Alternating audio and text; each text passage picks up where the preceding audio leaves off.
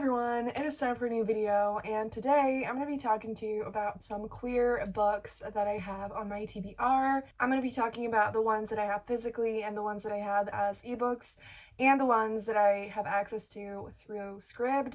I'm going to start with my physical TBR. It's not that big, but I'm glad that I at least have a few books. So the first one is The Falling in Love Montage by Sierra Smith. This one is a sapphic romance. It is a YA contemporary set in Ireland.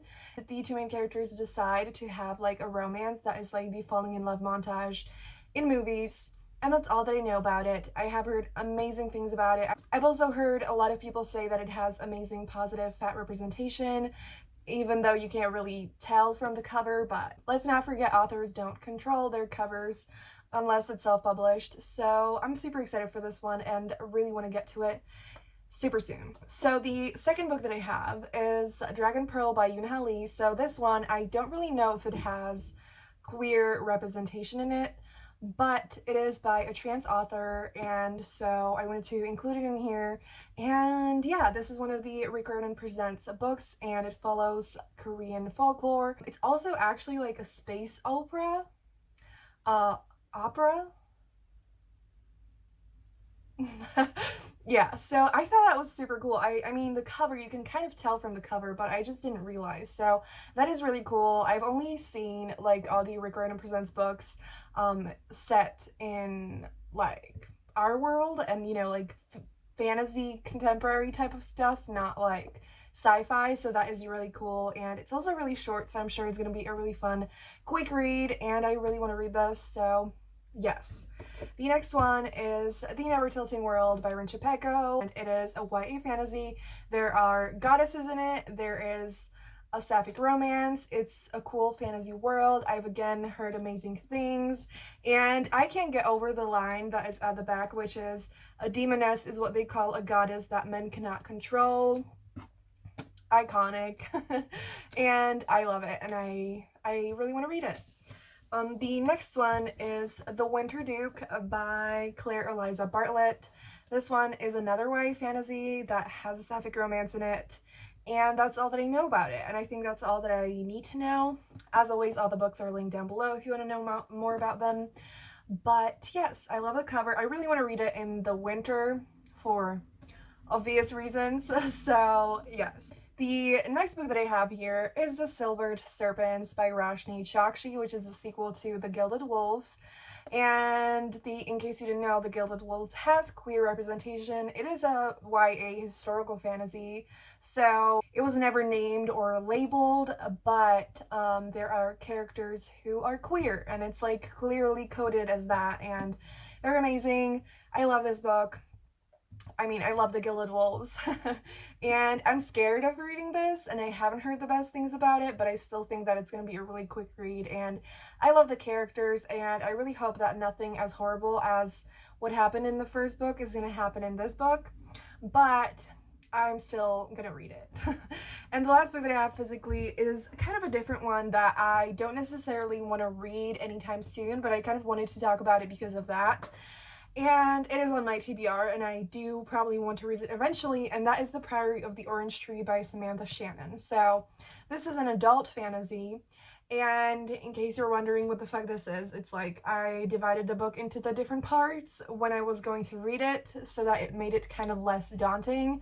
But I've had this book on my like actual TBRs for like some months of last year, and I wasn't feeling it. Like, I just read City of Brass for my vlog, where I read Fadwa's all-time favorites, which was a wild ride, and it's my favorite vlog that I've ever done, so I'm gonna link it down below if you haven't seen that. And so that kind of motivated me to read more adult fantasy, but there's just something about this that I'm not vibing with, and that is, I've heard, actually Fadwa even read this book and said that they liked it, but it felt really long in some parts, and it really dragged, and it was slow, and it should have been shorter. And that is one of the things that like is a big pet peeve of mine, when a book is too long and drags and has a slow plot. Like, I just don't like it.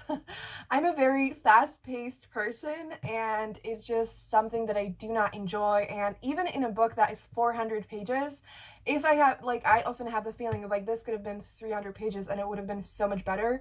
And so that is one of the reasons why I don't really feel like it. I'm thinking at one point I might pick up the audiobook and just read it like that, but I'm just not sure that it's the right time for me or the right mood, or just if, yeah, I've heard that people like the characters and they like the sapphic romance in it. It might just be a little bit too slow burn for me. And yeah, so here I just wanted to mention it as a reminder that like you don't have to read anything even if it's popular.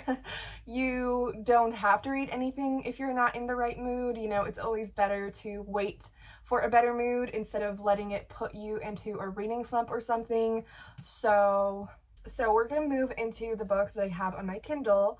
And the first one that I have here is Queen of Coin and Whispers by Helen Corcoran. I've had this for quite a long time, like a few months, and I've heard amazing things about it, but I just have not managed to get to it. Again, my fantasy like block that I just haven't been struggling to read fantasy, but since I read City of Brass, I'm actually super motivated and excited to read the fantasy books on my TBR, so I'm hoping to get to this soon.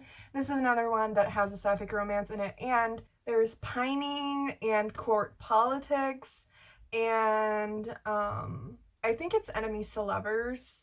Yes, one of the two main characters is a spy master. So I just think this is going to be really cool and really fun. The next book that I have here that I've also had for quite a while is The Ship We Built by Lexi Bean. So this follows a young trans boy, and the way it's written, I'm pretty sure it's written in like a diary format, which I actually absolutely love. I love books that are told like that. And I started reading this book and I was really enjoying it, but it was like while I was doing like a readathon or something, and it's just the kind of book that I didn't want to rush. It's more like a slower, intense and emotional story. And so I didn't want to rush through it, and I keep waiting for the right moment when I can just sit down and absorb the story, and I really want to read it. I haven't heard a lot of people talk about it, but there are really great reviews and some Own Voices reviews that were super positive as well, so definitely check this one out, and I definitely want to read it soon.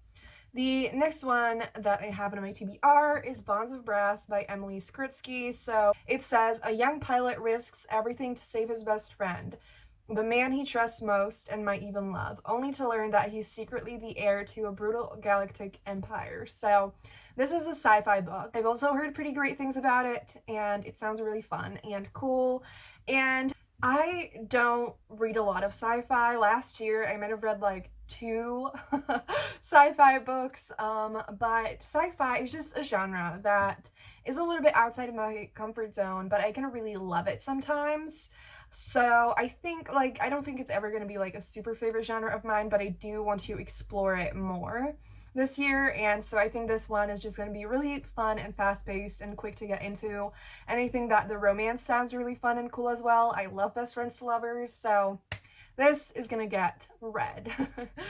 The next book that I'm super fucking excited for that I also have the arc of is Perfect on Paper by Sophie Gonzalez. So this one has, I'm pretty sure, a bisexual main character, and she basically gives advice to people at her school, and the popular guy at school asks her to help him get his ex back or something. And I've heard amazing things by the people who've already read it, and it just sounds so fucking fun, and I'm so fucking excited, and that I have the arc, and it's just gonna be amazing, and I just know it. So I'm super excited for this one, and it's coming out on March 9th. The next book that I have on here is The Mighty Heart of Sunny St. James by Ashley Herring Blake. This is a middle grade contemporary, and it says that 12-year-old Sunny St. James navigates heart surgery reconnections with a lost mother, first kisses, and emerging feelings for another girl.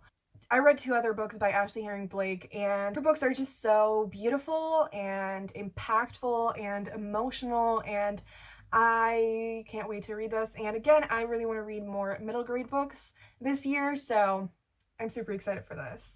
Then I have Queen Takes Rose by Katie Robert, which is as far from the book that I just said as it can get. And this one is an adult romance.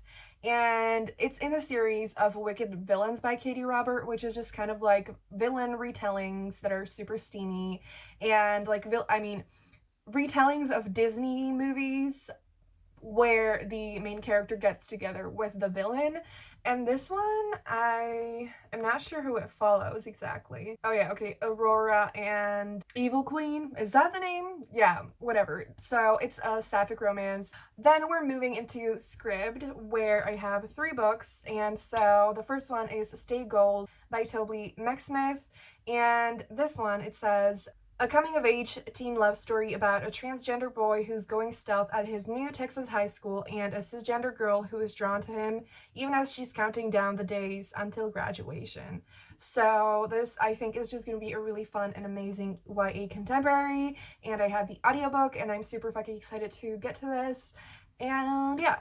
The next one is Ruin Song by Julia Ember, and this one is a dark and lush LGBTQ+ romantic fantasy where 2 young women from rival factions must work together to reunite their country as they wrestle with their feelings for each other. I'm pretty sure this is supposed to be a retelling of Phantom of the Opera, which is not something that I care about or like particularly like, but I love the cover and I think that it could be really fun, and I'm excited. And the last one that I have on here is Late to the Party by Kelly Quinlan. So I ran into this because some of my friends on Twitter were talking about it and recommending it. It has soft sapphics and coming of age, and I'm pretty sure there's like more queer characters and like solidarity and maybe like even a queer found family or something. And so I just think it's gonna be super fun and amazing, and I'm really excited. And yes, that's gonna be it. Thank you so much for watching. Tell me in the comments down below what queer books you want to read really soon, like what is on top of your TBR.